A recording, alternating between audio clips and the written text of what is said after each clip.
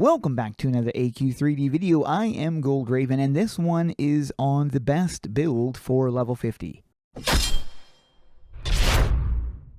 Before I get started with this video, if you guys enjoy it, do me a favor and tap that like button, smash the subscribe, and hit the notification if you want to stay up to date with all of my content. A lot of my viewers are not subscribers, so I really appreciate it if you can hit that subscribe button. Big thanks to all of my Raven Squad members, because you YouTube members are the reasons why I'm able to do what I love to do, which is to help you guys and provide information and tips regarding AE games. As I covered in my last video, we are not going to be going above level 50 for some time. They've decided to cap it out at level 50. We are halfway to the 100% cap. But in this video, we are going to be going over two builds. There is one build which is the attack build, and then we have a more defense balanced build. These are my stats right here. 15,000 health, we got 17,000 attack, over 15,000 armor, almost 16,000 crit, 13,000 evasion, and over 16,000 haste. Let's go over each item that I have, starting with the weapon. I am using the Blinding Starlight of Destiny, and this is a 1060, and this is 5,478 attack using the Unreal, and it is fully infused. An amazing weapon. I will show the two locations where all of these items come from, so stay tuned for that for those of you who don't know. Next we have the the helmet, and this is the Skeletal Crowned Visage of the Deep. This is a 1040 power with the Fiendish. Now, if you can get the Unreal, then that would also work for this as well, but I just basically went until I got one. The only one that I don't have is the Magnificent, but either Fiendish or Unreal, if I could get one of those were the ones I was going for. Next is the Ancient Paladin Pauldrons, and this is a 1040 power, 714 attack, and this is also running with the Fiendish, and this is fully infused. Again, I'm not going to mention that anymore because they are all fully infused. Then we have the armor, this Starlight Kimono, and this is also with the Fiendish. I was really hoping to go with the other option, Unreal, but Fiendish is satisfactory, so I went with that. Then we have the gauntlets. This is the Ancient Paladin gauntlets. Excellent build,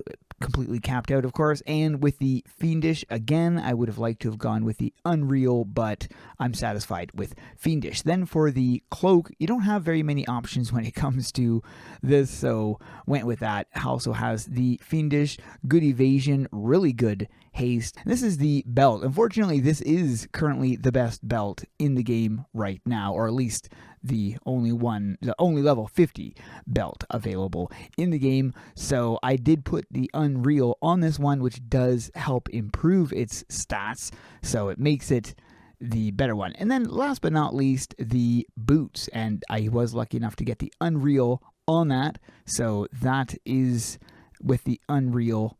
And again, these are all fully infused. Now, I spent 8 million gold on infusing my items, as well as the augmenting of them, because every single time you run an augment, of course, is going to be costing you gold, and I did just keep running until I finally got the 1% drops, because I was really hoping to get Unreal if possible, but of course I was satisfied if I hit the Fiendish as well, so that's why some of my items are Fiendish and some of them are Unreal. If I got the Magnificent, I would re-roll, but it did cost a lot of gold, so it was about 8 million to do my entire armor set. Now, that is for the attack build. This is the attack build that I currently showed you, just with barely 15,000 health. Not very much in that department, but there is a substitute for those of you who run support class. This one here, this build would be more or less geared towards people wanting a higher DPS. But if you are a healer or a support class of some thing, you might want a slight adjustment. There is a difference between these things right here, and I'm going to be showing you them. It's actually very small change. So you've got the skeletal crown visage of the deep. Now, if you're going for a higher attack, this would be the one you would want. However, if you feel like losing 453, now keep in mind this does have fiendish, so my attack could be higher on this, but so the attack is taking a almost 500 hit, and then the crit is also taking a hit, but the haste is going up, as well as the evasion, which is going up a lot, and then the health.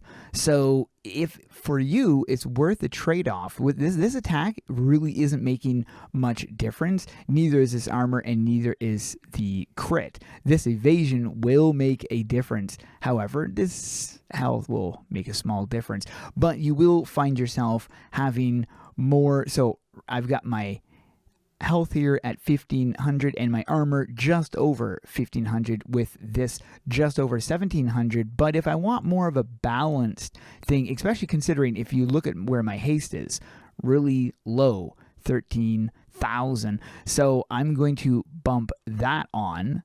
And even just with that change, you're going to notice that my stats become more balanced and more even. This goes up, this goes up, this goes down, and this goes up. So now I'm over 1400. And if you really want to turn the tide, you could then swap to this. Now, I did bump these up so that they are fully infused with the thing, because I really want to show the difference between the two. Now, you are going to be losing 1200 attack, but you're gaining 1200 health as well as armor on top of that.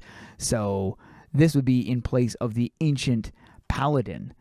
You'd be swapping that out, and this is what the stats for this build would look like. As you see, your health goes way up, your attack drops substantially, but your armor goes way up, and your evasion is much more balanced. So, and you've still got really good haste. A buddy of mine and me did a test using these builds. So we used the opposing builds, me running my attack build, which runs with this and this, and he ran with the, I think he also had the Starlight Kimono. The only difference between him was, instead of running the skeletal crowned visage of the deep, he was running the angler fish costume. He also had Unreal on all of his stuff.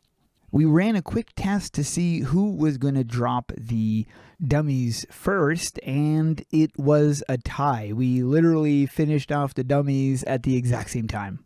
And this was partly to do with the fact that his haste was higher, so he was getting the axes proc more often than I was. So the Spellforged item definitely plays a role. I gotta tell you though, I was very satisfied when I hit level 50, knowing I would be able to create new builds for my character. There's two ways of getting to the places that have the pieces of armor that I mentioned. The first location is right here. You're going to be going to the Hero's Cove, but you can go through this individual, or if you have the, where is it here? Right here. If you have the Cove Seashell, which you can obtain from Hero's Cove in one of the shops, then you would be able to just travel right there using that travel crystal. But you're going to be talking to Yalger. He has that, where is it? Right here, the sash. So this is where you're going to be obtaining the sash, is from right here. It's only 5,000, so very easy to obtain. Then the other pieces that you would be obtaining would be right down in here. This is where the angler fish and the skeletal thing are. They're dropped in here by the bosses. So you'd be running this dungeon. Definitely recommended to group up with other players. You can still cheese this so it makes it not too difficult, but this would be the thing you'd be going for, as well as the other angler fish costume.